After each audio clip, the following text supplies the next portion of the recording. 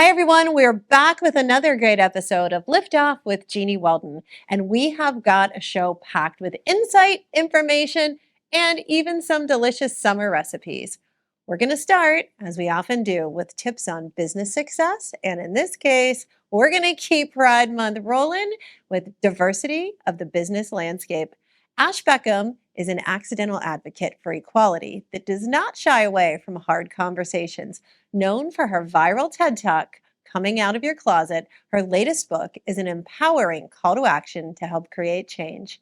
Ash joins us now to share advice for business success. Welcome, Ash. Thanks so much for having me, Jeannie. I'm so thrilled to have you here. So, Ash, how are businesses with more diversity becoming more successful?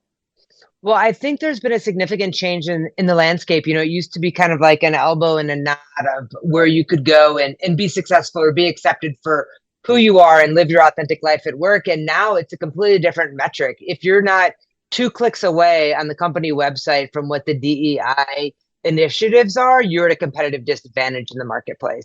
And I think organizations have figured that out. I think there's the policy and then there's the practice. The practice becomes a little bit harder, right? To actually put it into place and really honor where everybody is in their journey of understanding what DEI means and how it can make us a better organization, increase recruitment and retention, increase innovation. I mean, it checks all the marks.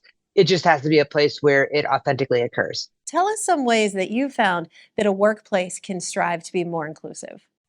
I think there's a mindfulness about its importance. I think really understanding that all of it's going to resonate with all of our employees differently, right? And it isn't written just for our LGBTQ employees, it's our BIPOC employees, and it's like the straight white cisgendered guy.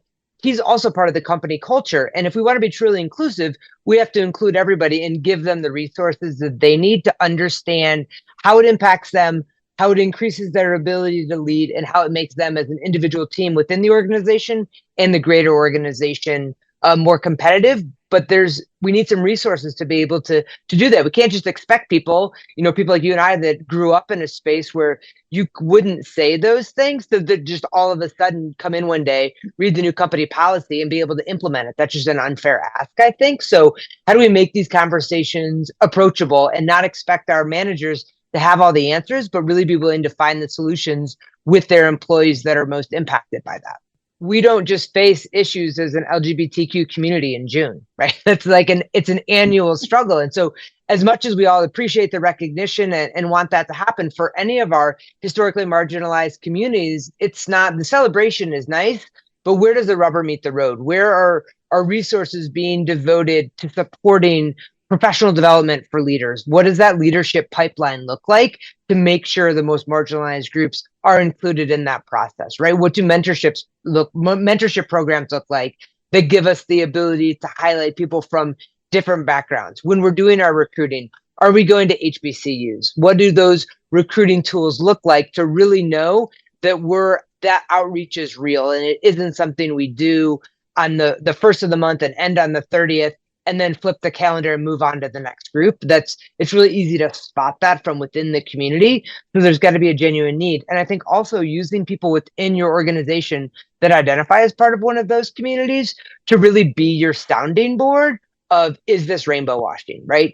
Are we just taking our logo, making it look like it fits into our Pride Month social media post and then moving on? Or are there some issues that really need to be addressed, whether that's healthcare, whether that's reproductive rights, whether that's some of the issues that really face the LGBTQ community or any of the marginalized communities, and make sure those resources are available year round.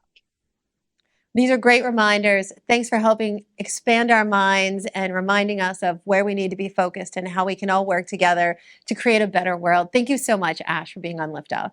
Thank you so much. Thanks for all you do. Absolutely. Everybody stay tuned because after the break, we're going to be back with more.